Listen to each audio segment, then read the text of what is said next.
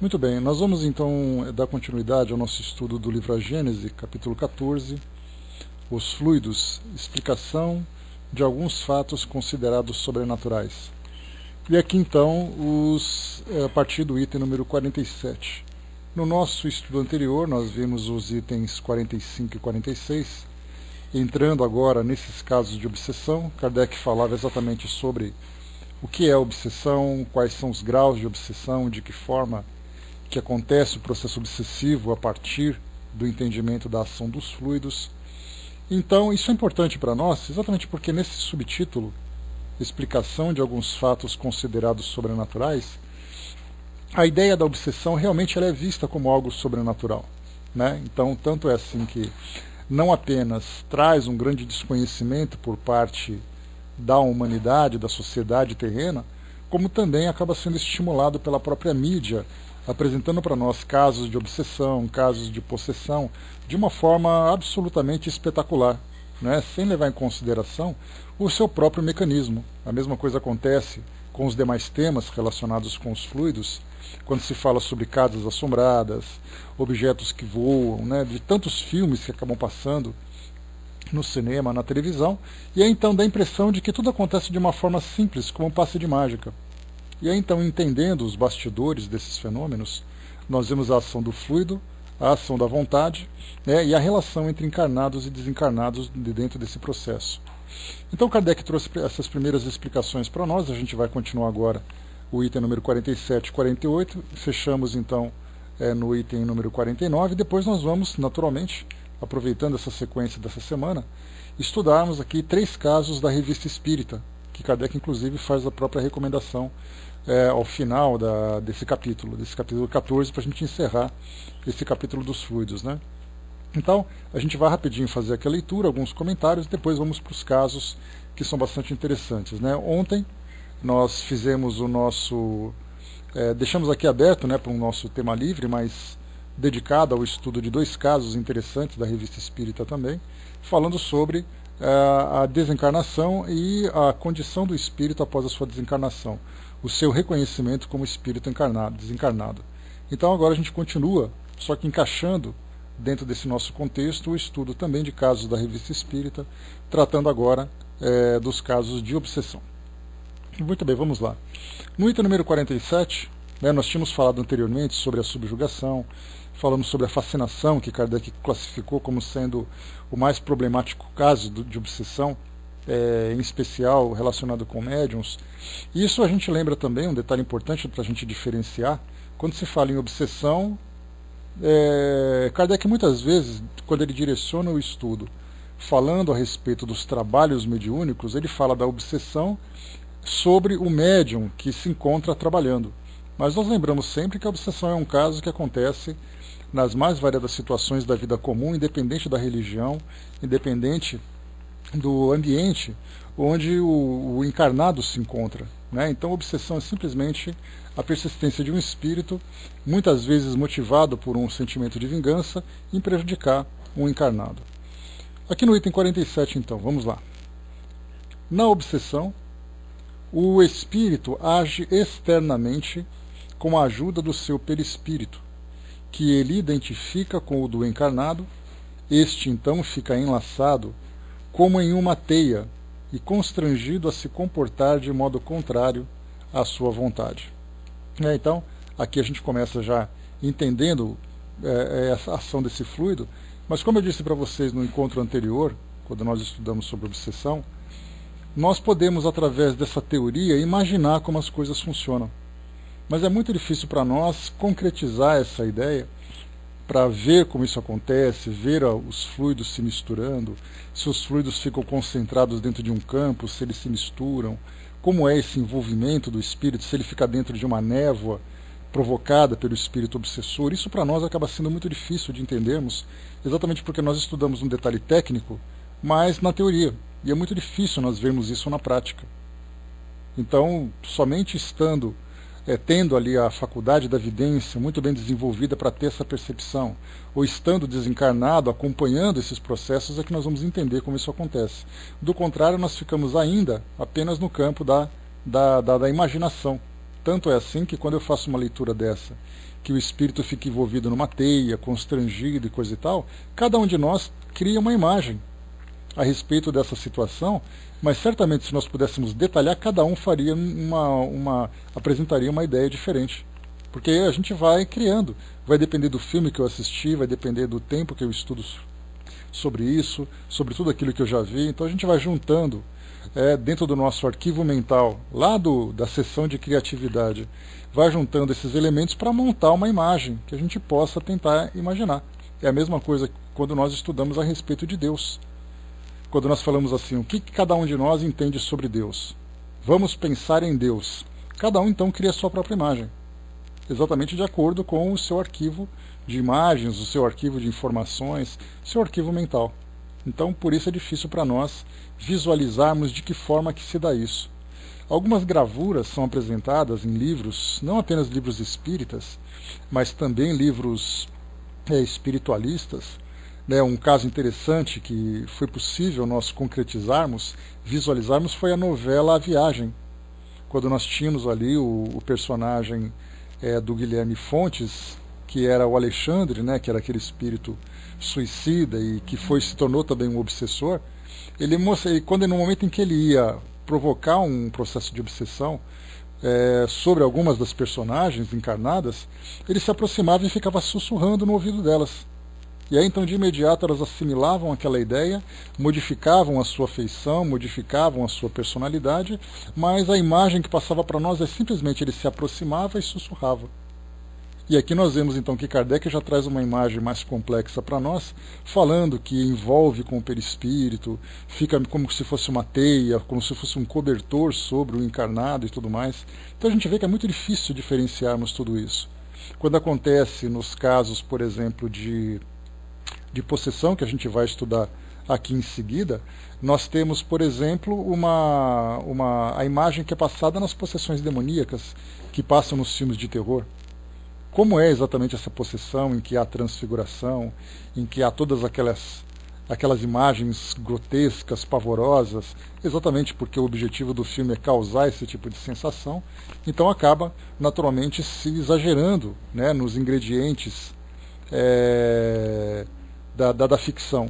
Então ainda é muito complicado para nós entendermos, mas a gente vai tentando, vai coletando essas informações, formando então essa imagem na nossa mente. O Zé colocou, a obsessão é sempre através da nossa mente, pensamento, é sempre através assim, Zé. Então a gente sabe que é mente sobre mente, uma mente dominando a outra, mas a dúvida ainda fica, de que forma que acontece esse domínio? É simplesmente eu pensar mais forte do que o outro, ou existe então essa parte dos fluidos que envolvem e como esses fluidos atuam durante esse processo. Então, que é mente a mente, nós sabemos que existe esse domínio mental de um sobre o outro, mas e o resto, como é que fica, como é que funciona isso? É aí então que entram as nossas dúvidas, porque nós não temos esses detalhes que são mais profundos para o nosso entendimento. Aqui então tem aqui a continuação de Kardec falando sobre possessão. Na possessão, ao invés de agir externamente, o espírito atuante substitui, digamos assim, o espírito encarnado, elege o seu corpo para domicílio, sem que este, no entanto, esteja abandonado pelo seu dono, uma vez que isso só pode acontecer com a morte. Assim, a possessão é sempre temporária e intermitente, porque um espírito desencarnado não pode tomar definitivamente o lugar e a condição de um encarnado, pelo fato de a união molecular do perispírito e do corpo só ocorrer unicamente no momento da concepção. Então, aquilo que nós conversamos anteriormente, no nosso encontro, bom dia Armando, bom dia Well, no nosso encontro anterior, nós tivemos aqui então que na obsessão existe aquela influência do encarnado, do desencarnado sobre o encarnado, trabalhando a questão mente a mente. Já no caso da possessão, há de fato a substituição. E essa substituição acaba sendo temporária, exatamente porque o espírito desencarnado, ou o espírito intruso, como Kardec chamou, ele não pode tomar definitivamente o organismo, exatamente por causa do tipo de vínculo que é estabelecido entre o desencarnado e o organismo daquele que é encarnado. Então ele domina o corpo, ele se aposta temporariamente daquele corpo, mas ele não pode viver indefinidamente. Eu me recordo, só a título de curiosidade, eu me recordo, isso já há bastante tempo, mais ou menos uns 20 anos, eu me lembro de uma palestra que eu tive acesso. Ela era uma palestra espírita, meio espiritualista, e eu ouvia aquilo, me chamou muito a atenção, porque falava que havia possibilidade de substituição do espírito de um encarnado. Então, numa determinada idade, segundo o palestrante falava ali por volta dos 17, 20 anos de idade, poderia haver a substituição. Aquele que tinha nascido então deixaria o corpo e outro então tomaria posse. Pois é, Barbudinho, essa palestra eu ouvi assim, falei, cara, mas isso aqui é uma coisa muito bagunçada. É uma coisa muito bizarra de imaginar uma situação como essa, né?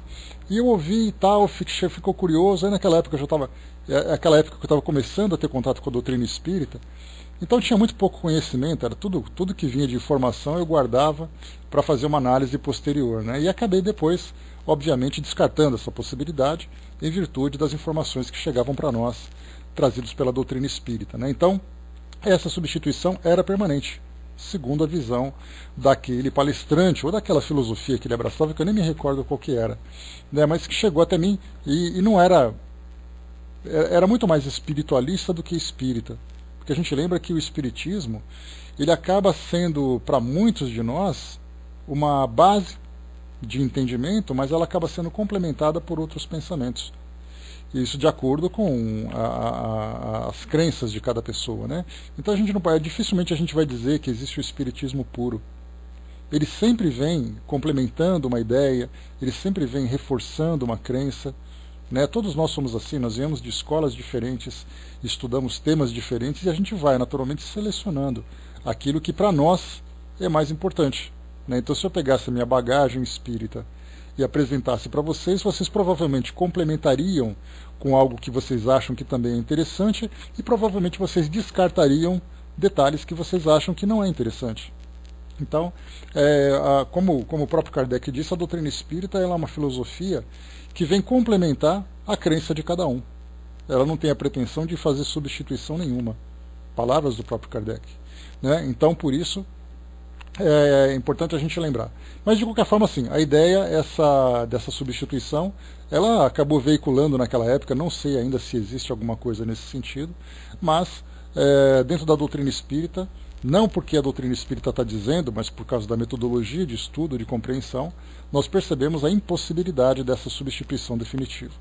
Então, aqui nesse caso, o espírito, então, acaba elegendo o corpo do encarnado para seu domicílio, mas que isso acontece de uma forma temporária e de uma forma intermitente, ou seja, ela não é permanente, contínua. Então existe aquela variação de mudança de personalidade, de comportamento do indivíduo, que até mesmo hoje a psiquiatria acaba estudando, falando sobre dupla personalidade, falando personalidades múltiplas. E nesse caso, como a nossa ciência, a ciência psicológica e da psicologia e a ciência médica, em especial da psiquiatria, acaba vendo isso exatamente como sendo fruto da mente do indivíduo, e não considerando uma influência exterior, já que a nossa ciência não considera o espírito como um elemento influenciador, como um elemento válido para os diagnósticos que são feitos, né? A gente lembra que no Código Internacional de Doenças, no CID, existe ali uma citação que leva em consideração a parte de possessão demoníaca, né? Mas nesse caso a gente lembra que o diagnóstico não é uma afirmação de que realmente existe uma possessão demoníaca, mas que o paciente se sente possuído por um demônio. Então leva muito mais em consideração aquilo que é percebido como comportamento do paciente do que o elemento causador propriamente dito. Então muitas vezes se pegam esse código do CID e fala assim, tá vendo? A medicina reconhece a existência do espírito. Não, ela não reconhece. Ela reconhece a crença na existência do espírito.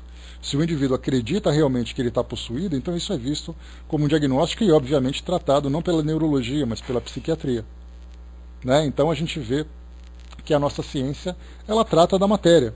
E tratando da matéria, ela leva em consideração também o psiquismo, mas tudo isso restrito ao próprio indivíduo, sem nenhum tipo de influência exterior.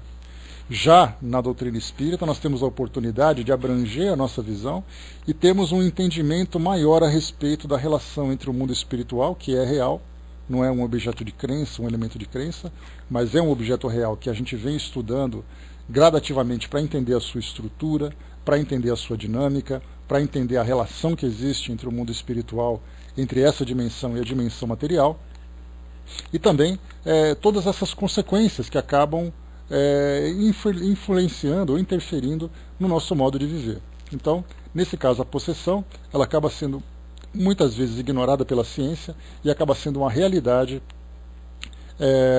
dentro dessas leis naturais. E continua. Momentaneamente apossado do corpo do encarnado, o espírito serve-se dele como se fosse o seu. Fala pela sua boca, vê pelos seus olhos, age com os seus braços, como o faria se estivesse vivo. Não é como na mediunidade falante, no caso a psicofonia, em que o espírito encarnado fala transmitindo o pensamento de um desencarnado. No caso da possessão, é o obsessor mesmo que fala e atua. Quem o tenha conhecido em vida, reconhece o seu jeito de falar, a sua voz, os seus gestos e até a expressão da sua fisionomia. Aqui então a gente dá uma paradinha por aqui. Nesse caso, nós temos então um detalhe importante, como nós já conversamos em outras situações, em que, pelo fato de inicialmente, é que eu estou procurando aqui um arquivo enquanto eu falo, que eu quero pegar rapidinho aqui um detalhe do Livro dos Espíritos para a gente poder analisar. Então, quando nós falamos sobre possessão, pelo fato dela ter sido negada durante muito tempo, inclusive os próprios espíritos haviam dito inicialmente não haver possessão, que é o que eu estou procurando aqui no Livro dos Espíritos, para a gente fundamentar bem essa informação. Só um instantinho aqui que eu estou pegando. Está aqui. É no capítulo Possesso do mundo corporal. Deixa eu ver aqui. Possessos, pronto. Está aqui no Livro dos Espíritos. Eu vou fazer a leitura inicialmente, só para a gente fundamentar esse raciocínio. Depois eu complemento aquilo que eu estava falando. Questão 473. A resposta. A pergunta. Um espírito pode momentaneamente usar o envoltório de uma pessoa viva, isto é, introduzir-se num corpo animado e agir em lugar daquele que nele se acha encarnado? A resposta dos espíritos. O espírito não entra num corpo como entras numa casa. Identifica-se com o espírito encarnado e possui os mesmos defeitos e as mesmas qualidades para agirem conjuntamente. Porém, é sempre o espírito encarnado que age, como quer, sobre a matéria de que está revestido. Um espírito não pode se substituir àquele que está encarnado, pois o espírito e o corpo ficam ligados até o tempo fixado para o termo da existência material. E continua. 474. Se não há possessão propriamente dita, isto é, coabitação de dois espíritos no mesmo corpo, a alma pode achar-se na dependência de um outro espírito de maneira a ser subjugada ou obsidiada por ele, ao ponto de sua vontade vir a estar de certa forma paralisada? A resposta, sim. E esses são os verdadeiros possessos. Mas fica sabendo que essa dominação nunca se efetua sem a participação daquele que a sofre, quer por sua fraqueza, quer pelo seu desejo. Frequentemente tem sido tomado por possessos, epiléticos ou loucos, que mais necessitavam de médico do que exorcismo. E aqui Kardec faz uma pequena observação. A palavra possesso, na sua acepção vulgar, supõe a existência de demônios, isto é, de uma categoria de seres de natureza má, e a coabitação de um desses seres com a alma de um indivíduo no corpo deste. Visto que, nesse sentido, não há demônios, e que dois espíritos não podem coabitar simultaneamente o mesmo corpo, não há possessos, conforme a ideia associada a essa palavra. A palavra possesso deve ser entendida apenas como a dependência absoluta em que a alma pode achar-se em relação a espíritos imperfeitos que a subjuguem. Então a gente viu aqui na questão 473 e 474 a negação por parte dos espíritos, inclusive até a aceitação de Kardec, já que via essa instrução como algo realmente válido, né, em termos de credibilidade. Então, mas depois Kardec vai mudar essa opinião, como a gente já viu. Então aqui, deixa eu voltar aqui para o nosso... Só um instantinho. Aqui então, para esse nosso raciocínio, como é dito aqui em cima, pelo fato de nós não levarmos em consideração a possibilidade desse fenômeno de possessão, pelo fato de haver essa negação, ou mesmo que depois de ter recebido o devido esclarecimento, nós então acharmos isso como algo raro, em que as obsessões são muito mais comuns do que as possessões, nós acabamos então fazendo com que isso seja uma exceção, e que a regra é somente aquela influência mental de um espírito sobre o outro, e é então provocando essa alteração de comportamento do encarnado. Mas, como eu falei para vocês, a possessão ela é vista como algo especial, como algo de alta complexidade pelas informações que nós recebemos. Mas, como eu falei para vocês, em casos, por exemplo, de cirurgias espirituais, de trabalhos de incorporação, muitas vezes, como acontece em muitos relatos de médiuns que falam sobre isso, dizem que durante determinado trabalho realizado por um espírito, ele se afastou para realizar algumas tarefas ou ficou de longe observando enquanto o espírito atuava sobre o seu corpo. Nesse caso, nós vemos então que a obsessão não é tão complexo como nós imaginamos, que isso pode ser algo muito mais comum do que nós imaginamos. Algo que acontece com frequência em trabalhos gerais, por exemplo, nos casos de sei lá, qualquer tipo de realização, mas as curas são as mais comuns, porque a gente vê realmente que é um trabalho que fica a longo prazo, um trabalho duradouro, em que o médium não tem nenhum tipo de participação consciente durante esse processo, é simplesmente o espírito que atua através do seu corpo. Já no caso da psicografia, já no caso de outros tipos de manifestação mediúnica, nós temos ali que o médium, algumas vezes, mesmo inconsciente, ele participa do fenômeno.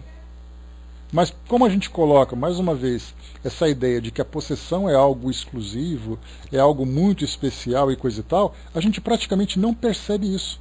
Foi como nós vimos anteriormente, estudando, também nesse capítulo 14, sobre a transfiguração, a gente acha que a transfiguração é um caso que acontece quando existe aqueles grandes eventos de fenômenos físicos, aqueles grandes fenômenos maravilhosos e coisa e tal, e de repente nós pegamos uma palestra, como eu peguei para vocês, uma palestra de Divaldo Franco durante um congresso mundial, e então ele está fazendo a palestra, vem a incorporação e simplesmente passa por essa transfiguração.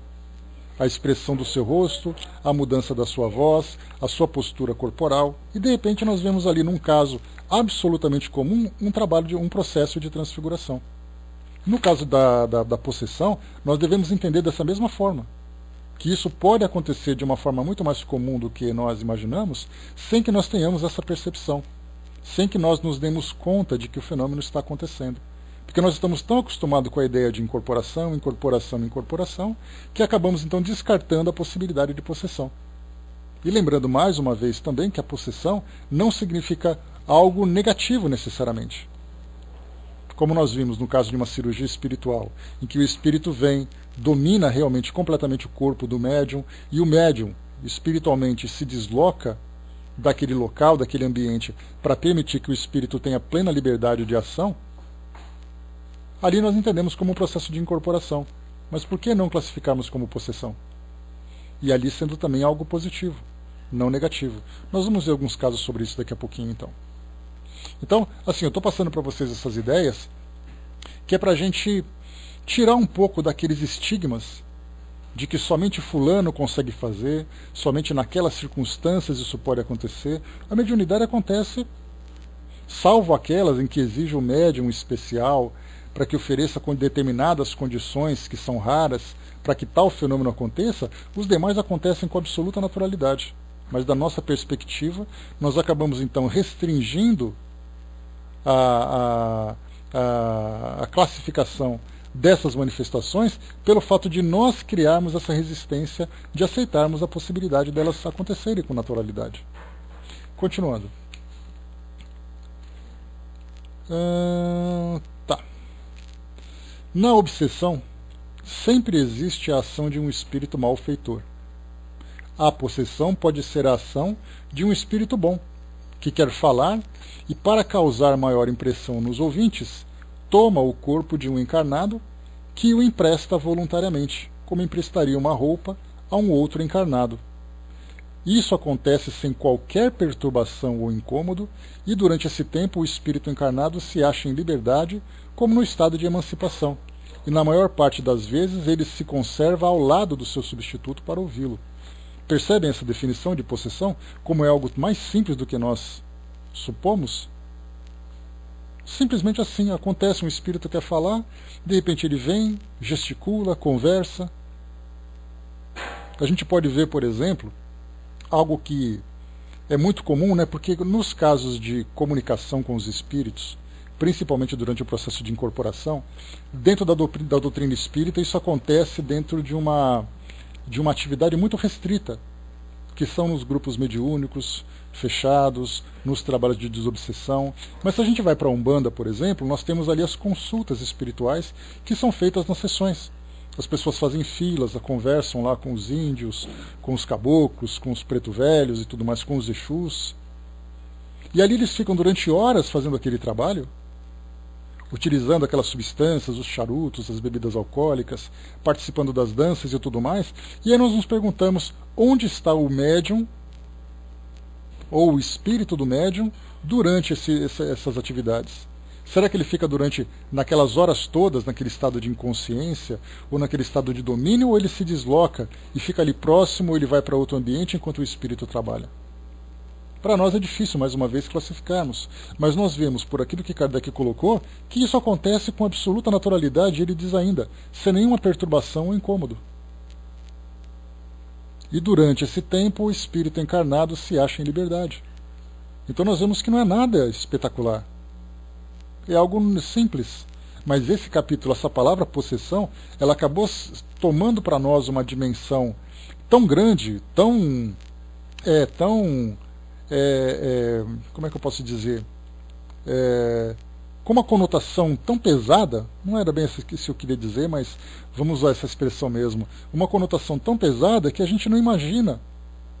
Não é a parte de terror, Miriam, é assim a parte de complexidade, né? A ideia porque como eu falei para vocês, essa parte de possessão ela pode também acontecer de um lado positivo, e a gente reconhece isso, mas parece que é algo tão assim especial, algo tão maravilhoso e coisa e tal, que dá a impressão de que a gente nunca vai ver isso acontecer.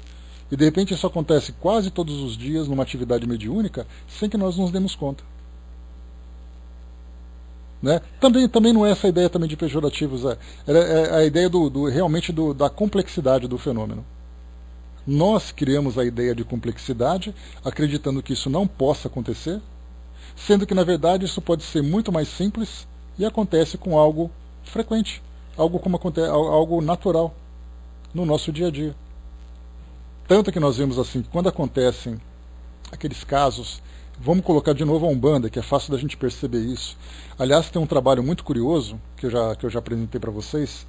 Tem um rapaz que ele é espírita, eu acho que ele é de Belém, no Pará, e ele acabou fazendo um estudo sobre manifestações mediúnicas na Umbanda. Né? Então, o que ele fazia? Entrevistas com espíritos que trabalham na Umbanda. E esses vídeos estão exatamente na internet, no YouTube. E vocês acham lá vários vídeos, são mais de 100, 200 vídeos. Eu já vi vários deles, inclusive, né, como espíritos que se colocam, espíritos que se veem como índios, marinheiros, exus, pombagiras, todas aquelas denominações características da Umbanda. Né? Então ele conversa com os espíritos. Obrigado, El. Exatamente esse é o nome do programa que ele criou. Né? Então é muito interessante porque alguns são somente o áudio, né, porque foi feito pela internet e tudo mais, né, via Skype, ele grava o áudio e coloca, e outros são feitos com vídeo, quando ele vai pessoalmente e grava a presença. Então nós vemos ali claramente a forma como o espírito se manifesta, as suas expressões, os seus gestos, exatamente o que Kardec coloca. Olha só, essa parte aqui para a gente ver. E eu falo desse programa exatamente porque para a doutrina espírita isso é muito raro de acontecer. de fazermos essas filmagens, de fazermos essas publicações. Teve até um vídeo que falava de um processo de desobsessão que foi autorizado pela instituição, autorizado pela direção espiritual da casa, que eles filmaram todo um trabalho de desobsessão. A conversa, a incorporação, depois a manifestação do espírito e a conclusão. A mesma coisa acontece também, Zé, com relação ao espírito Calunga, do Luiz Antônio Gasparetto. Então, olha só, de novo, para vocês perceberem aqui, ó. Voltando um pouquinho para o item 47. Momentaneamente apossado do corpo do encarnado, o espírito serve-se dele como se fosse seu. Vamos encaixando todas essas colocações de Kardec dentro dessas imagens que eu estou passando para vocês. Tá? Aquele espírito que se senta na cadeira, que tem ali o seu charuto, que tem a sua bebida, que muitas vezes gesticula, fala, faz careta, se veste desse ou daquele jeito, sai dançando, usa as expressões que ele gosta, muda o tom de voz. Vamos usando todas essas imagens para essa situação. Então ele diz assim: fala pela sua boca, vê pelos seus olhos, age com os seus braços, como faria se estivesse vivo. Não é como na mediunidade falante, em que o espírito encarnado fala transmitindo o pensamento de um desencarnado. No caso da possessão, é o obsessor mesmo que fala e atua. Quem o tenha conhecido em vida, reconhece o seu jeito de falar, a sua voz, os seus gestos e até a expressão de sua fisionomia. Percebem como isso está muito mais presente do que a gente imagina? Kardec colocou, né? No caso da possessão, é o obsessor mesmo que fala. Mas ele já colocou aqui embaixo no 48 que não necessariamente se trata de um processo de obsessão, mas de possessão, muitas vezes para transmitir uma mensagem. O Babudinho colocou aqui: não será uma questão de nível de entrega da passividade. Exemplo, uma cirurgia, a entrega do instrumento mediúnico tem de ser plena, já que uma interferência do médium terá consequências graves. Já numa mesa mediúnica, não há mesmo de haver uma entrega plena, pois o médium será responsável pelo comportamento do espírito comunicante. É uma afirmação que tem lógica, Barbudinho, mas da nossa perspectiva é difícil a gente dizer quando. Aqui a gente está vendo assim, quando que é o ideal? O ideal seria, numa cirurgia, haver realmente o domínio pleno do espírito sobre o corpo do médium e, consequentemente, o médium atrapalharia nesse caso. No trabalho de uma reunião mediúnica, de desobsessão, de orientação espiritual e coisa e tal, não há necessidade para tanto. Isso da nossa visão. Mas muitas vezes para um espírito, já que ele sabe, por exemplo, estou criando uma situação para vocês aqui. Nesse caso da Umbanda que a gente está vendo agora, né, é um caso que é um trabalho que muitas vezes dura 3, 4, 5 horas. E a pergunta é, se o espírito do médium, ou o médium propriamente dito, tem a necessidade ou não de ficar próximo? Ele precisa participar de tudo aquilo que o espírito está fazendo? Ou ele simplesmente se deixa levar, entrega seu corpo para, literalmente entrega seu corpo para a realização desse trabalho e depois, no momento oportuno, ele retorna às suas atividades normais? Então, assim, do nosso ponto de vista, a gente acaba analisando qual é o momento ideal ou não é o momento ideal para que haja essa entrega absoluta, essa possessão, ou somente uma influência espiritual, uma comunicação mediúnica. Mas por parte dos espíritos, como é que eles podem avaliar isso também? Será que eles têm esses mesmos critérios? Essa é uma questão que a gente analisa, mas o detalhe é a gente perceber que esse fenômeno não é tão raro como se imagina. E não existe meia possessão, ou ele possui tudo, ou ele não possui, ele simplesmente influencia. Mas isso pode acontecer com muito mais frequência do que a gente imagina. Né? Vamos em frente então. Continuando aqui para nós. Só um instantinho que eu acabei apertando um botão a mais aqui. Então ele falou aqui, né, que sem nenhuma perturbação ou incômodo, o espírito do encarnado se acha em liberdade, como no estado de emancipação, e na maior parte das vezes ele se conserva ao lado do seu substituto para ouvi-lo. Quando o espírito possessor é mau, as coisas acontecem de maneira diferente. Ele não toma emprestado o corpo, apodera-se dele, se o encarnado não possuir força moral para lhe resistir. E nessa força moral, a gente lembra que é uma questão de resistência que o médium apresenta baseado na sua fé. Porque nos tempos de hoje, em que a descrença com relação ao mundo espiritual é muito frequente, os espíritos podem atuar com um certo grau de liberdade sem receberem nenhum tipo de resistência, sem sofrerem nenhum tipo de resistência. Então ele simplesmente toma, e para que haja essa força moral, independe da religião, independente da crença. É uma questão de conduta, é uma questão de valores, de virtudes. Claro, somado também à sua fé, que fortalece esses atributos, mas não é o suficiente. A fé sem as virtudes acaba sendo algo nulo, porque ele acredita, mas não vive. E aquele que vive sem acreditar, sim, ele tem ali as suas vantagens, mas poderia ser muito mais fortalecido se ele entendesse o propósito do desenvolvimento das suas virtudes. E continua, faz isso por maldade para com o encarnado, a quem tortura e martiriza de todas as formas, indo ao extremo de tentar eliminá-lo, seja por estrangulação, seja atirando-o ao fogo ou em outros lugares perigosos. Aqui Kardec já fala sobre isso também, de uma jovem que era constantemente, ela tentava se lançar numa fogueira constantemente, e perceberam então que era um caso de possessão. O espírito queria fazer com que ela sofresse, ou mesmo desencarnasse, porque um espírito que chega nesse ponto é porque ele realmente deseja oferecer o maior prejuízo possível. Servindo-se dos órgãos e dos membros do infeliz paciente, o obsessor blasfema, injuria, maltrata os que o cercam, entrega-se a excentricidades e a atos que têm todas as características da loucura furiosa. Quantas vezes a gente já pode imaginar também casos de suicídio, casos de crimes que acontecem, a gente vê muito isso, que passa na mídia. Claro que a gente não vai poder julgar isso com toda certeza, mas a gente ouve muito isso, e por que não analisar a partir dessa possibilidade? O indivíduo está dentro de casa, comete ali um assassinato, de repente ele vai preso, e durante o seu depoimento ele diz assim que ele não viu o que aconteceu e parece que ele foi tomado por um demônio. Aí nós começamos a perceber que, por que não? Nós temos ali, claro, o crime propriamente dito, nós temos o crime provocado por um estado de loucura, e por que não considerarmos também esse fenômeno espiritual?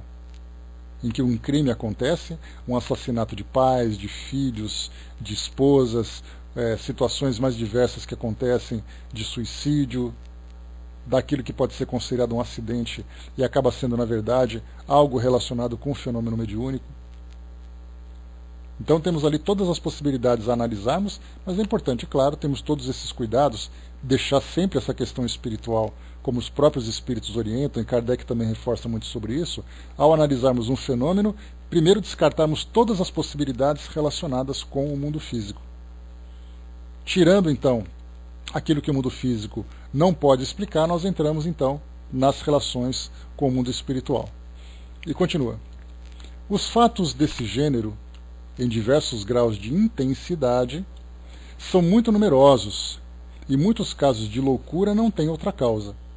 Muitas vezes ocorrem desordens patológicas que são apenas consequências, contra as quais, entretanto, contra as quais, enquanto substituir a causa original, os tratamentos médicos são impotentes.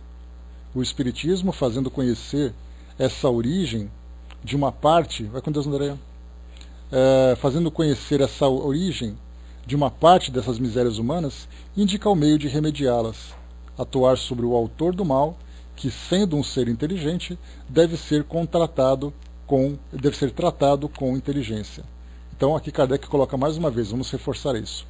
Os fatos desse gênero, em diversos graus de intensidade, são muito numerosos, e em muitos casos de loucura não tem outra causa. Então vimos assim que Kardec também já analisa a possibilidade disso ser uma realidade. E depois, para fechar esse capítulo, no item 49, a obsessão e a possessão são frequentemente individuais, mas às vezes são epidêmicas. Quando uma multidão de maus espíritos se lança sobre uma localidade, é como se uma tropa inimiga a invadisse. Nesse caso, pode ser muito grande o número de indivíduos atacados. Aqui faz uma observação no rodapé.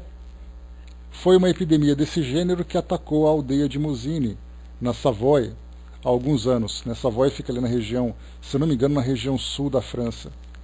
Veja-se o relato completo dessa epidemia na Revista Espírita, dezembro de 62, janeiro, fevereiro, abril, maio de 63. Kardec faz aqui um relato completo desse fenômeno. Bom dia, Márcia, bom dia, Greco. Faz um relato completo desse fenômeno desde o início. Então, Inclusive, na atualidade, nós temos muitas vezes aparecendo na mídia esses fenômenos de histeria coletiva, né? Nós tivemos, assim, inclusive, revistas que falam sobre fenômenos que aconteceram no século XXI, no século XX, também no século XIX, no Brasil e em outros países, situações de crises de riso numa comunidade de freiras que se jogavam no chão de tanto dar risada. Ou então naquela escola que nós tivemos lá aqui no Nordeste do Brasil, em que começavam também ali, várias jovens começaram a cair no chão e ter convulsões coletivas, que aí depois trouxeram exorcistas, psiquiatras, estudiosos espíritas, cada um fazendo um diagnóstico a respeito disso. A psiquiatria, naturalmente, também trazendo ali a sua consideração, falando que essa histeria coletiva é uma influência natural que acontece, principalmente entre jovens, eram adolescentes e coisa e tal, né? Então, bastante coisa interessante. A Fraterna colocou, né, sempre tem a ver com a sintonia para que isso aconteça. Como somos seres em construção, erramos muito e, portanto, entremos em sintonia com mais facilidade. É a falta de conhecimento total que se tem a respeito do mundo espiritual, né, Fraterna? Kardec chama muita atenção sobre isso, dizendo que o objetivo da mediunidade, do fenômeno mediúnico, é exatamente revelar o mundo espiritual. E revelando o mundo espiritual, como consequência, vem o desmascaramento dos espíritos que atuam nesses bastidores escuros, trazendo para nós todas essas consequências negativas. Então, na verdade, ele lembra sempre que a doutrina espírita vem revelar essa realidade e, como consequência, nos ajudar nesse processo de transformação. E não simplesmente sermos ali joguetes dos espíritos, pelo fato de não termos conhecimento sobre isso. O Zé colocou, né, em sociologia, alega-se a tal personalidade da multidão. Sim, né, são essas denominações todas que se dão, né, sobre o que acontece aqui no nosso mundo hoje, exatamente descartando aquilo que o mundo espiritual pode oferecer. Mas, como Kardec lembrou também, é necessário que a gente tenha todos esses cuidados, todas essas prevenções, para não julgarmos antecipadamente dizendo que qualquer coisa que acontece é coisa de espírito. Né? A gente lembra que o psiquismo humano ele também é bastante complexo e traz para nós ali situações que são muitas vezes desconhecidas. Então temos que estudar aquilo que se passa na mente do ser humano, temos que também estudar depois também a respeito da realidade espiritual. Então, muito bem, pessoal, já lemos aqui então essa passagem, fechamos aqui esse capítulo 14, agora vamos para as nossas historinhas, né, que é a parte divertida aqui do nosso estudo, que é conhecermos um pouquinho sobre toda essa teoria vivida na prática, né, através dos relatos que Kardec apresenta para nós. Eu vou começar aqui então,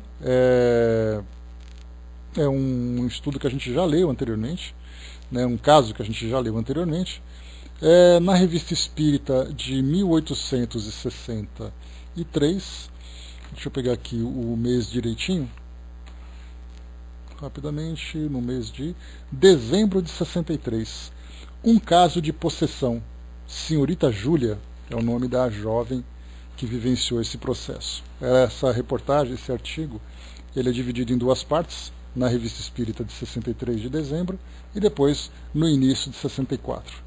Então, diz Kardec aqui para nós.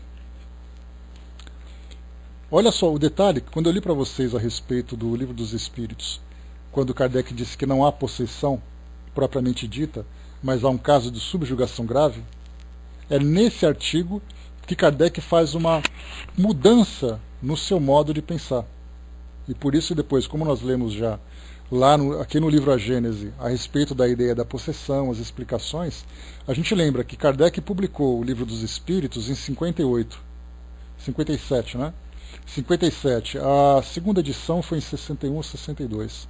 Então ele manteve a afirmação de que não havia possessão, mas sim casos de obsessão grave. A Revista Espírita, valeu ligeirinho, um abraço. A Revista Espírita, o livro A Gênese, ele foi publicado em 68. Então nós temos ali, quase 10 anos depois, Kardec publicando num outro livro, informações contrárias àquilo que tinha sido afirmado anteriormente. Então olha só, em 63, no final de 63, olha o que Kardec coloca. Dissemos que não havia possessos no sentido vulgar do termo, mas subjugados. Queremos reconsiderar essa asserção, posta de maneira um tanto absoluta, já que agora nos é demonstrado que pode haver verdadeira possessão, isto é, substituição, embora parcial, de um espírito encarnado por um espírito errante. Eis um primeiro fato que o prova, apresentando o fenômeno em toda a sua simplicidade. Então, esse parágrafo desse artigo, um caso de possessão, na Revista Espírita de dezembro de 1863, ele é um precedente extremamente importante para toda a base doutrinária. Porque, como Kardec coloca, foi colocado de uma maneira um tanto absoluta a não existência de possessão, mas caso de subjugação grave, e aqui ele faz uma correção daquilo que ele afirmou. Então, muitas vezes a gente diz assim, não pode porque está na codificação, não pode porque Kardec disse, não existe porque Kardec disse, não disse isso. O próprio Kardec mudou a sua visão a partir das novas experiências que ele pôde observar. Então é um precedente importante que mostra que as bases doutrinárias elas foram formadas dentro dos critérios mais rigorosos, mas elas não são absolutas. E isso é uma prova clara. Essa afirmação de Kardec, mostrar, queremos reconsiderar essa asserção posta de uma maneira um tanto absoluta, já que foi demonstrado que pode haver a verdadeira obsessão, a verdadeira possessão. Tá? Então só a título de destaque para essa passagem, que trata, na verdade, de um elemento importante para toda a fundamentação doutrinária. Então, até que não surja nenhuma afirmação realmente verdadeira, contrária àquilo que já foi afirmado, as bases se mantêm. Se surgirem novas afirmações que são sólidas, concretas e comprovadas por essa metodologia que Kardec utilizou e por esse rigor investigativo, por que não substituir? Eu estou aqui na Revista Espírita de dezembro de 1863, um caso de obsessão. Tá aqui, ó, um caso de obsessão, senhorita Júlia, dezembro de 63. O primeiro parágrafo ele já coloca isso. Tá? Continuando então, vamos lá. Agora vamos para a história propriamente dita. Várias pessoas se achavam um dia na casa de uma senhora, médium sonâmbula. De repente, esta assumiu atitudes francamente masculinas. Mudou a voz e, dirigindo-se a um dos assistentes, exclamou: "Ah, meu caro amigo, como estou contente por te ver." Surpresos, perguntaram o que isso significa. A senhora continua: "Como, meu caro? Não me reconheces? Ah, é verdade, eu estou coberto de lama. Sou Carlos Z." A este nome, os assistentes se lembraram de um senhor, morto alguns meses antes, vitimado de um ataque de apoplexia. A apoplexia era geralmente considerado como sendo um infarto, mas a apoplexia também pode ser confundida como sendo um derrame, ou um AVC, um aneurisma, como queira. Então a apoplexia nada mais é do que aquele entupimento, aquela falta de irrigação, que geralmente acaba se considerando como sendo um ataque cardíaco. Kardec, no atestado de óbito dele, está escrito lá que ele desencarnou vitimado por uma apoplexia. Então, consideremos ali então um infarto. Vitimado por um ataque de apoplexia, à beira de uma estrada. Tinha caído num fosso, de onde lhe retiraram o corpo coberto de lama. Declarou que, querendo conversar com seu velho amigo, aproveitou o momento em que o espírito da senhora a sonâmbula, estava afastado do seu corpo para tomar-lhe o lugar. Com efeito, tendo-se repetido a cena vários dias seguidos, a senhora A de cada vez tomava as poses e maneiras habituais do Sr. Charles, apoiando-se no encosto da poltrona, cruzando as pernas, torcendo o bigode, passando os dedos nos cabelos, de sorte que, salvo as roupas femininas, poder-se-ia crer estar diante do Sr. Charles. Contudo, não havia transfiguração, como vimos em outras circunstâncias. Eis algumas das respostas de suas respostas. Bom dia, Jaquarena. Aqui a gente tem um caso de transfiguração que Kardec colocou, como a gente já tinha visto, que muitas vezes o espírito, em contato com o médium, provoca, através da ação dos fluidos e do pensamento, uma alteração na aparência. E aí nós vimos, como Kardec já estudou também, lá na Revista Espírita que nós estudamos, aqui na Revista Espírita, que nós estudamos, que há, conforme São Luís trouxe para nós essa explicação, ele disse que pode haver a transfiguração por contração muscular, como pode haver a transfiguração por uma ação fluídica. Essa contração muscular, a gente tem ali então uma mudança na fisionomia, uma alteração na voz, já que as cordas vocais sofrem a ação de músculos. Então nós temos ali essa alteração, como nós vimos o caso do Dr. Bezerra de Menezes atuando através de Divaldo Franco. Mudança de postura, mudança na fisionomia, alteração na voz e tudo mais. Mas tem os casos também de mudanças na aparência provocada pelos fluidos. E aí nós vimos então, no livro de Ernesto Bozano, alguns casos de transfiguração, em que ele comenta realmente a mudança, não apenas na aparência, mas no próprio volume, o volume corpóreo do médium, em que ele fica mais leve, fica mais pesado, mais alongado, nessa ação desses fluidos provocando esse processo de transfiguração. Então Kardec lembrou aqui que não houve alteração, não houve transfiguração na médium, apenas a mudança de comportamento e alteração na voz. Eis algumas de suas respostas. A pergunta: já que tomastes posse do corpo da senhora A, poderíeis nele permanecer? Não, mas vontade não me falta. Por que não podeis? Porque seu espírito está sempre ligado ao seu corpo. Ah, se eu pudesse romper esse laço, eu lhe pregaria uma peça. Então ali já o espírito querendo assumir o corpo e fazer aquela brincadeira. Aliás, é muito interessante, tem aquele filme, deixa eu lembrar aqui o nome do filme,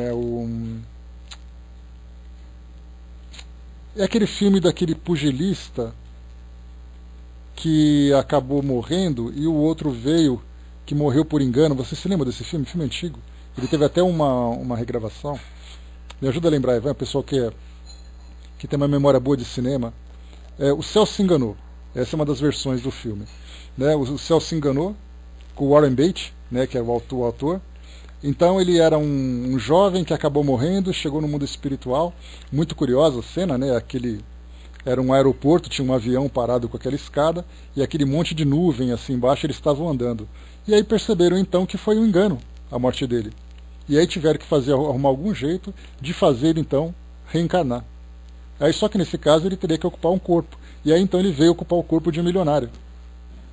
Foi ali um milionário num filme, o outro era um pugilista, mas aí aconteceu alguma coisa e então esse cara acabou, esse desencarnado acabou então ocupando o lugar dele e aí então estabelecendo novos relacionamentos, vivendo uma vida diferente, coisa e tal, Então ali, essa fantasia, vamos dizer assim, é algo muito presente na nossa ficção. De imaginar que você é um pobre coitado, você morre e aí você volta no corpo de um rico. Quem nunca imaginou uma situação como essa, De se imaginar voltando num corpo diferente, numa vida diferente, aproveitando situações e experiências diferentes, naturalmente relacionadas com os prazeres do mundo físico, obviamente. Só que aqui, voltando para a realidade das leis naturais, a gente vê que é impossível que um espírito assuma permanentemente um corpo físico já habitado por outro encarnado, e até mesmo não habitado. Ele não pode ressuscitar o morto, como também acontece na mídia, Os zumbis que o digam. E continua.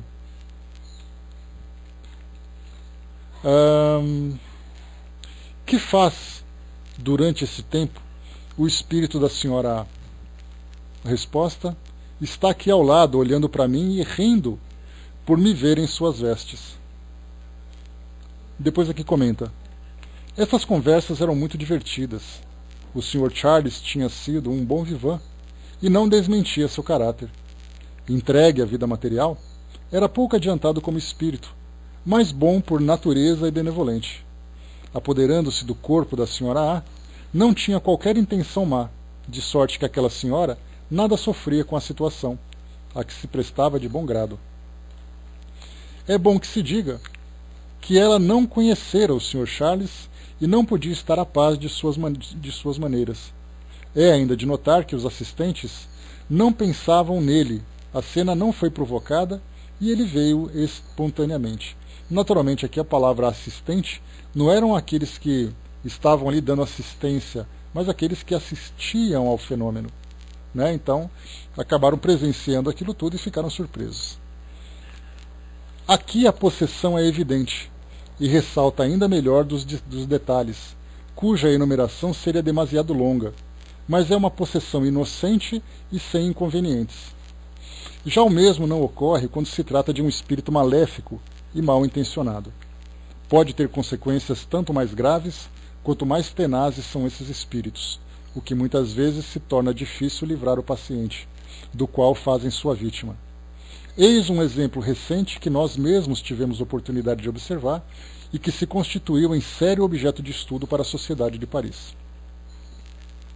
A senhorita Júlia, doméstica nascida na Saboia, com 23 anos, caráter muito afável, sem qualquer instrução, desde algum tempo era suscetível a acessos de sonambulismo natural, que duravam semanas inteiras. Nesse estado, consagrava-se ao seu trabalho habitual, sem que as pessoas estranhas desconfiassem de sua situação. Seu trabalho era até mais cuidadoso, sua lucidez notável. Descrevia lugares e acontecimentos à distância com perfeita exatidão. Há cerca de 6 meses foi acometida de crises de caráter muito estranho, que sempre ocorriam no estado sonambúlico, o qual se tornara, de certo modo, seu estado normal. Contorcia-se e rolava pelo chão, como a se debater sob a opressão de alguém que a quisesse estrangular, e de fato apresentava todos os sintomas do estrangulamento. Acabava vencendo esse ser fantástico, agarrava-o pelos cabelos, acabrunhava-o com golpes, injúrias, imprecações, apostrofando-o incessantemente com o nome de Fredegunda, infame regente, rainha impudica, criatura vil e manchada por todos os crimes, etc. Tripudiava como se a pisoteasse com raiva, arrancando-lhe as roupas e os adereços. Coisa bizarra, tomando-se ela própria por Fredegunda. Golpeava-se repetidamente nos braços, no peito, no rosto, dizendo: Toma, toma, é bastante infame, Fredegunda. Queres sufocar-me, mas não o conseguirás.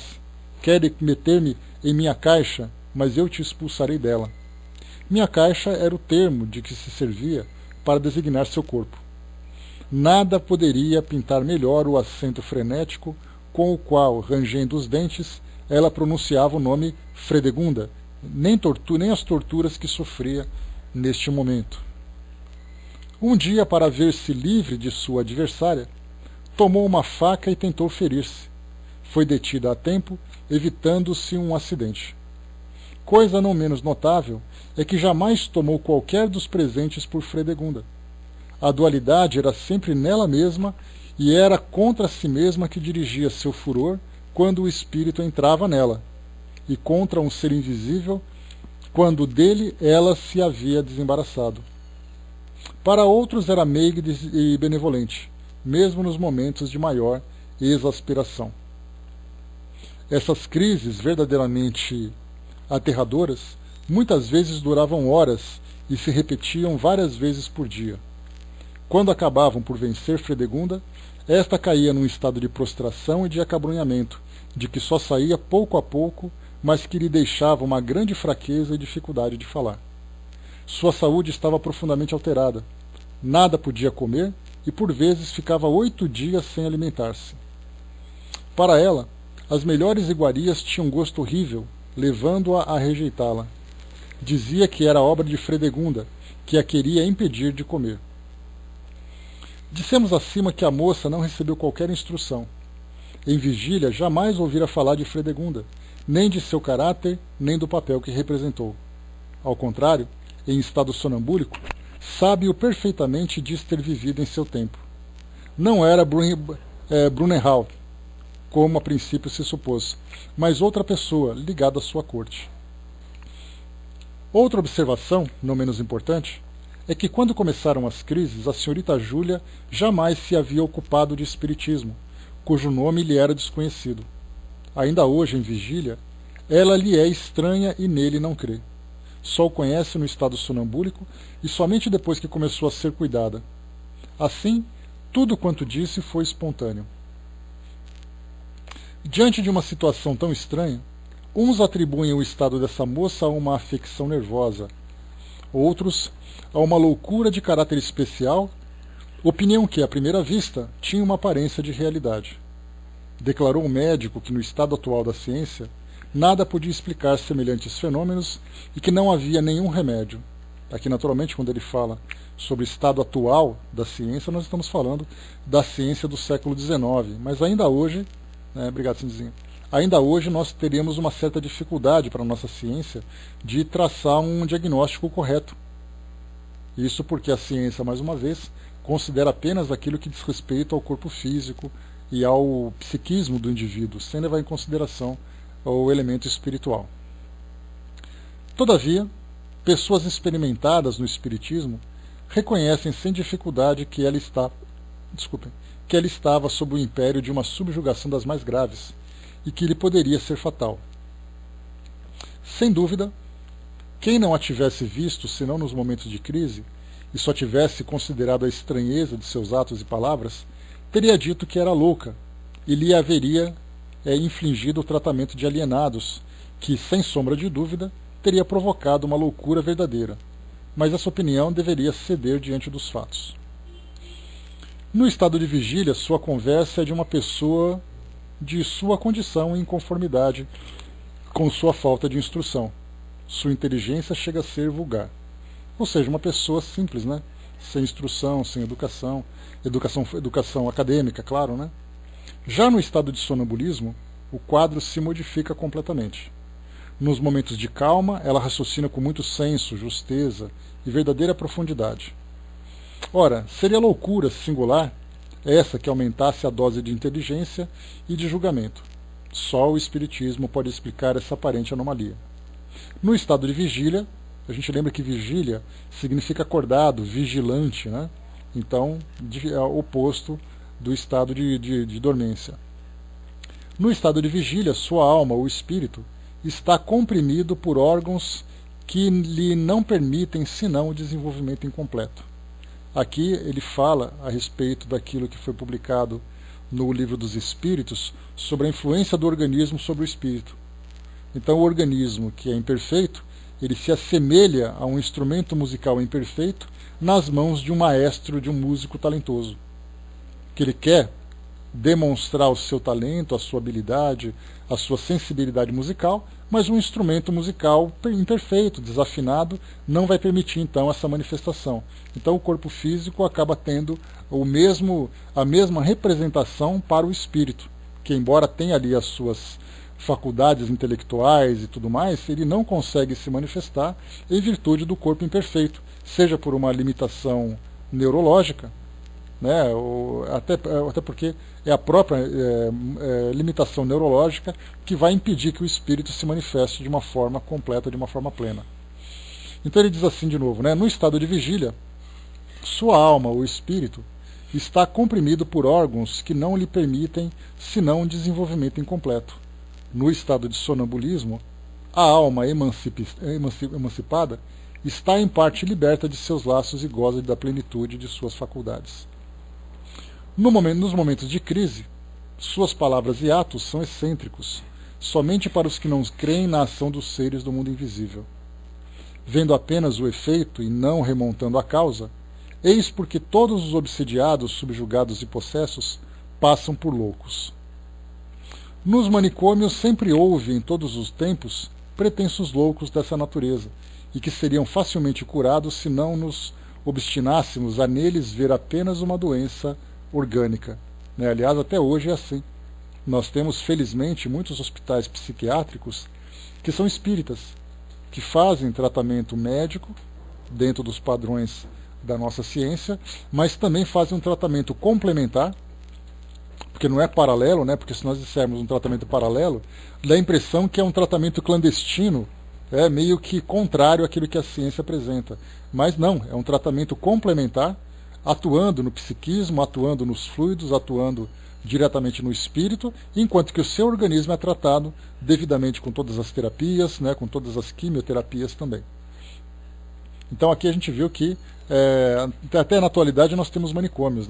Então, indo hoje nos manicômios que nós temos, vemos naturalmente a expressão daquilo que é chamado de loucura, mas que na verdade são perturbações psíquicas que os pacientes sofrem, mas muitos casos ali são influências espirituais, processos obsessivos longos, processos obsessivos que são profundos, que são severos, que levam o paciente a ter, a sofrer essa alteração e passar por esse estado patológico. E continua. Como, porém, a senhorita Júlia não tivesse recursos, uma família de verdadeiros e sinceros espíritas concordou em tomá-la a seu serviço, mas na sua situação ela deveria ser muito mais um estorvo do que uma utilidade, e era preciso um verdadeiro devotamento para cuidar dela. Mas essas pessoas foram bem recompensadas, primeiro pelo prazer de praticar uma boa ação, depois pela satisfação de haver contribuído poderosamente para a sua cura, hoje completa. Dupla cura, porque não só a senhorita Júlia se libertou, mas sua inimiga converteu-se a melhores sentimentos. Eis o que testemunhamos numa dessas lutas terríveis, que não durou menos de 2 horas, quando pudemos observar o fenômeno nos mínimos detalhes e no qual reconhecemos de imediato uma completa analogia com os processos de Morzine, que nós comentamos há pouco. A única diferença é que em Morzine os possessos se entregavam a atos contra os indivíduos que os contrariavam, e falavam do diabo que tinham em si, pois os haviam convencido de que era o diabo. Em Morzine, a senhorita Júlia teria chamado Fredegunda de diabo. Num próximo artigo exporemos com detalhes as diversas fases desta cura e os meios empregados para tal fim. Além disso, relataremos as notáveis instruções que os espíritos deram a respeito, assim como as importantes observações que ensejaram concernentes ao magnetismo. Então aqui depois nós teremos o nosso próximo artigo em 64 e depois mais um caso em 65. Então aguardem os próximos capítulos. Fechamos exatamente em cima do nosso horário. Então amanhã vai ser o nosso tema livre. Vou trazer para vocês aqui algumas respostas que vocês vierem a pedir. E aí depois a gente complementa então com esses casos, o complemento da senhorita Júlia, um outro caso de obsessão, de cura e de obsessão, e se der tempo a gente fala um pouquinho sobre os processos de Morzine. A Angelina colocou aqui: se uma pessoa sofreu uma possessão e desencarnou, e desencadeou, desencarnou nesse caso, você quer dizer? Como fica esse espírito? É isso que você quer colocar, Angelina? No caso da possessão, ela acabou desencarnando. Olha, é difícil a gente fazer um detalhamento, porque o espírito que sofre uma possessão, ele naturalmente, como Kardec colocou, ele traz uma fraqueza moral, e por isso ele acaba sendo dominado pelo espírito obsessor. Ao provocar a desencarnação, certamente nós teremos uma desencarnação bastante perturbadora, mas que vai levar em consideração todos os agravantes e os atenuantes que aquele espírito vivenciou durante a sua vida, o encarnado nesse caso. Porque a gente lembra sempre que, dentro dos padrões da própria justiça divina, você não tem como dizer que alguém que sofre injustamente um determinado tipo de constrangimento, ou alguém que passa injustamente perdoe-me a redundância, mas alguém que passa injustamente por uma injustiça. Então, se por acaso existe essa desencarnação, certamente vai ser uma desencarnação compatível com a natureza, com o tipo de vida que a pessoa teve. Nesse caso, aquele que é o encarnado vai desencarnar, entre aspas, colhendo o fruto daquilo que vivenciou, e depois no mundo espiritual vai haver ali um encontro entre os espíritos, ou entre esses dois espíritos, ou entre todos os espíritos envolvidos, que vão dar continuidade na sua história. E o terceiro elemento é exatamente a conduta do próprio espírito obsessor, ou do espírito que provocou a desencarnação, do agravante da sua condição, já que ele foi responsável por esse crime. Mas naturalmente a gente lembra sempre que tudo acontece, os espíritos não fazem o que querem, a hora que querem. Existe ali merecimentos e considerações que ainda para nós não são claras, é difícil a gente fazer qualquer tipo de julgamento. Então existe uma história que começa a partir dali. E como eu comentei com vocês ontem a respeito do suicídio, esses casos de possessões graves, de perseguições e tudo mais, eles são também uma história longa. No caso do suicídio, por exemplo, como nós comentamos, imaginando que o momento em que o indivíduo, passando por todos os seus sofrimentos, fazendo a sua escolha, ele opta pelo ato do suicídio. Cometeu o ato, desencarnou, ele lamentavelmente foi bem sucedido naquilo que ele queria, ele acabou desencarnando e passa no mundo espiritual por todos aqueles transtornos provocados por essa ação. A ação dos fluidos, as impressões, a carga fluídica que ele ainda detém e que vai fazer com que isso potencialize todas as sensações que ele vai sentir na sua desencarnação e coisa e tal. Mas se nós ficarmos presos apenas nesse momento, é como se nós pegássemos um filme, um longo filme, e assistíssemos apenas os 10 primeiros minutos. Nós veremos ali a tragédia acontecendo, e aí nós paramos de assistir e dá a impressão de que vai ser assim para sempre. Então, na verdade, toda vez que acontece um momento desses no mundo espiritual, uma desencarnação problemática, um processo obsessivo que se segue a uma desencarnação grave e tudo mais, tem esse primeiro momento que é impactante para nós, naqueles 10 minutos iniciais, muito agitados, muito conturbados, mas depois nós temos ali o desenrolar do filme todo, onde existe assistência espiritual, a conscientização dos indivíduos, o livre-arbítrio que cada espírito acaba exercitando, né, durante a sua nova caminhada no mundo espiritual, o obsessor, que se ele se conscientiza da sua ação ou não, se ele modifica seus valores, né? Então, de imediato, a gente lembra sempre que toda desencarnação, ela sempre vai ter como consequência tudo aquilo que o espírito tem de valores e aquilo que ele viveu durante a sua existência. E, naturalmente, a relação que ele tem com o mundo espiritual. Então, nesse caso, nós temos ali um vínculo muito estreito, muito poderoso, que acaba depois fazendo com que isso se siga no mundo espiritual de uma forma dolorosa, também bastante perturbadora. Né? Então, mas depois a gente lembra, né, que essa história ela pode se desenrolar durante alguns poucos meses, poucas semanas, como pode se seguir durante anos. Já que no mundo espiritual cada espírito vive a sua própria realidade e o tempo deles é muito diferente do nosso próprio tempo. Né? Então é isso, pessoal. Passamos aqui então esse caso que nós vamos complementar amanhã, dando continuidade no caso da senhorita Júlia, outro caso de obsessão e depois os processos de Mozzini também, né? Amanhã durante o nosso tema livre. Fechamos então o capítulo 14 do livro A Gênese, lembrando que essa é a nossa última semana de estudos de 2015, né? Nós paramos na sexta-feira e voltamos a partir do dia 4 de janeiro, daqui 2 semanas, entrando em recesso de Natal e Ano Novo naquelas 2 semanas.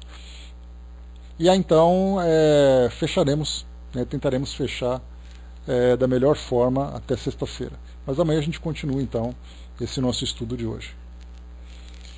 Não tem próximo item, Dudu. O próximo item vai ser o capítulo 16, tá? Porque já fechou o capítulo 15, ela fechou o capítulo 14.